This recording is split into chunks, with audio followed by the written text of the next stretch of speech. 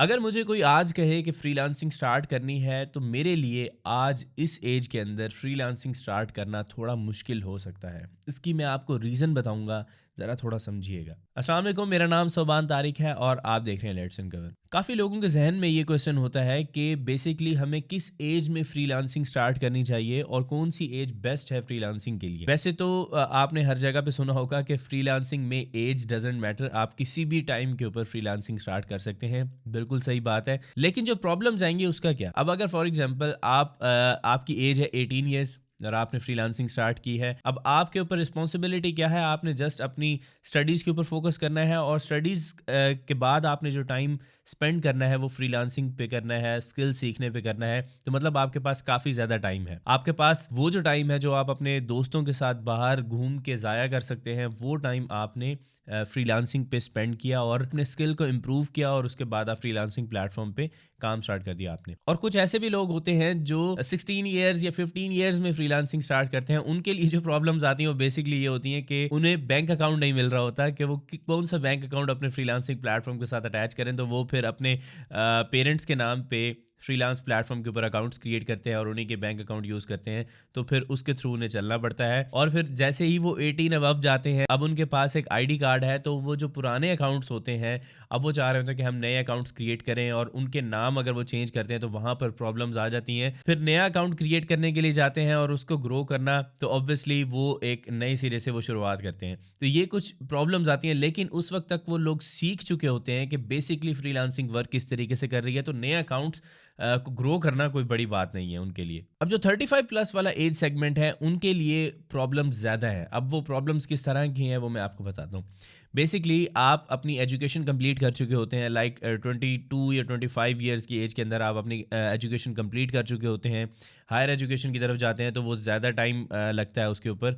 लेकिन मोस्टली लोग जो हैं वो अगर सीधा पढ़ते रहें, उनकी कोई सप्लियाँ ना आए या फिर वो किसी जगह पे रह ना जाएँ, तो उनके लिए मोस्टली 22 ईयर्स के अंदर वो अपनी एजुकेशन कंप्लीट कर लेते हैं। ठीक है, तो अब उसके बाद उन्होंने जॉब्स फाइंड करनी होती हैं, वो जॉब्स कर रहे होते हैं और बहुत सारे ऐसे लोग होते हैं जो 30 की एज तक जैसे ही वो पहुंच रहे होते हैं तो उससे पहले ही वो जॉब्स भी कर रहे होते हैं। मतलब उनका जो घर का सर्कल है वो उस जॉब से चल रहा होता है। फिर किसी दिन उन्हें एक वीडियो यूट्यूब के ऊपर नज़र आती है जो वो बता रहा होता है कि यार आप फ्रीलांसिंग स्टार्ट करें और फ्रीलांसिंग से आप पैसे कमा रहे होते हैं। तब उनका दिल कर रहा है कि वो फ्रीलांसिंग भी स्टार्ट करें। एक और चीज़ मैं बताना भूल गया कि जब आपकी जॉब लगती है तो जॉब लगने के कुछ ही अरसे बाद आपकी शादी भी हो जाती है और फिर आपके बच्चे भी हो जाते हैं। ठीक है, अब आप ये समझें कि जो 35 की एज वाला बंदा है उसकी शादी हो चुकी है, उसके बच्चे भी हैं और वो जॉब भी कर रहा है। अब अगर फॉर एग्जांपल वो फ्रीलांसिंग स्टार्ट करने के लिए जा रहा है, क्योंकि ऑब्वियसली एक सैलरी पे गुजारा करना बहुत ज़्यादा मुश्किल है। सिंगल सैलरी के ऊपर पाकिस्तान में जो हालात हैं उसमें गुजारा नहीं होता।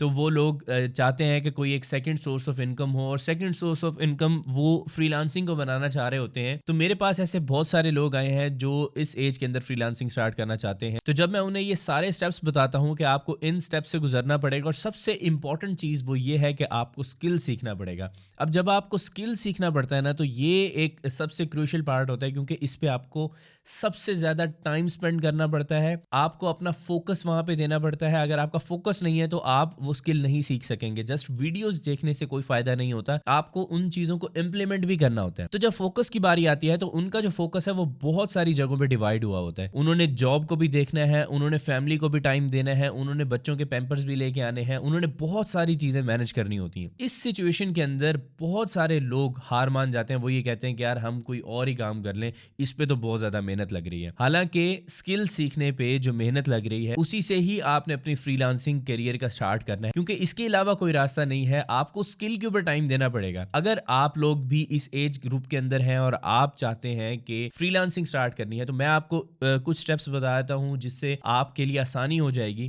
कि आप फ्रीलांसिंग कर सकें। सबसे पहली चीज आपने इस चीज के ऊपर फोकस करना है कि दिन के अंदर कोई एक ऐसा टाइम निकाले, लाइक वो रात का टाइम भी हो सकता है, शाम का टाइम भी हो सकता है या सुबह का टाइम भी हो सकता है, ऑफिस जाने से पहले का टाइम भी हो सकता है, जिसमें आपके अंदर इतनी एनर्जी हो कि आप उस स्किल के ऊपर फोकस कर सकें। जो सबसे बेस्ट टाइम वो ये है कि आप ऑफिस जाने से पहले जो सुबह का टाइम होता है, अर्ली मॉर्निंग अगर उठ जाते हैं, तो उस टाइम पे अगर आप कोई स्किल सीखने के लिए बैठते हैं तो मैं आपको गारंटी से कह सकता हूँ कि अगर आप उस टाइम पे स्किल सीख रहे हैं तो एक तो आप जल्दी से उसे समझ पाएंगे और सेकेंडली आप उसको इम्प्लीमेंटेशन की तरफ भी जल्द लेके जाएंगे।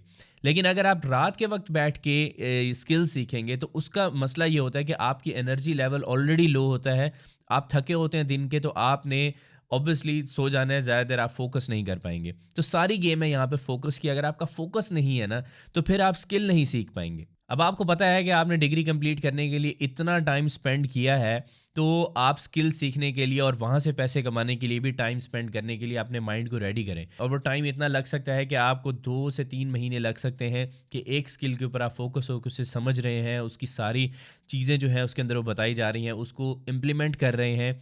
और सारी प्रैक्टिस करने के बाद जब आप एक्सपर्ट हो जाते हैं, लाइक इंटरमीडिएट लेवल पे भी अगर आप चले जाते हैं, तो समझ लें कि आप उस स्किल को फ्रीलांसिंग प्लेटफॉर्म के ऊपर सेल करना स्टार्ट कर सकते हैं। और कभी भी जो 35 प्लस वाले लोग हैं वो कभी भी किसी ऐसे स्किल पे काम ना करें जिसके ऊपर कंपटीशन बहुत ज़्यादा है। समझ आ रही है बात? अगर आपने उस स्किल पे काम स्टार्ट किया जिस पे कंपटीशन बहुत ज़्यादा है, आपने वो सारा सीखना भी है। सीखने के बाद जब आप फ्रीलांसिंग प्लेटफॉर्म पे जाएंगे तो वहाँ पर इतना कंपटीशन होगा कि आप वहीं दिल हार के बैठ जाएंगे। तो ऐसे स्किल्स के ऊपर काम करें जिनका कंपटीशन लो है। तो मैंने जब भी फ्रीलांसिंग स्टार्ट की थी तो मैंने उस वक्त तक अपना मास्टर्स कंप्लीट कर लिया था, उसके बाद मैंने फ्रीलांसिंग स्टार्ट की थी। तो मेरी उस वक्त एज 22 ईयर्स थी जब मैंने फ्रीलांसिंग सीखना शुरू की थी। मेरे पास एनर्जी भी थी, मेरे पास टाइम भी था, मेरे पास फोकस भी था उन दिनों में। और अगर मुझे कोई इस वक्त कहे आज की डेट में फ्रीलांसिंग सीखने का, तो शायद मेरे लिए थोड़ी सी प्रॉब्लम हो सकती है, लेकिन इम्पॉसिबल कुछ नहीं है। मैंने आपको जो स्टेप्स बताए हैं उनको फॉलो करें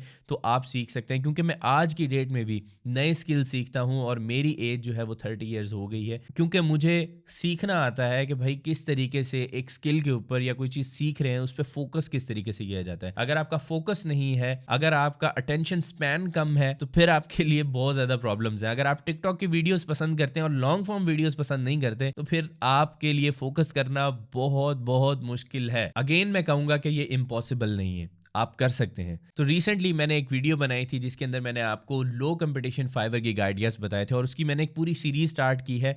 अगर आप लोगों ने वो वीडियो नहीं देखी तो उसका लिंक आपकी स्क्रीन पर आ रहा है, इस पर क्लिक करें और जाके वीडियो देखें। आज की वीडियो में कुछ नया सीखने को मिला है तो इसको लाइक करें, चैनल को सब्सक्राइब करना मत भूलें। नेक्स्ट वीडियो में आपसे मुलाकात होगी, तब तक के लिए अल्लाह हाफिज़।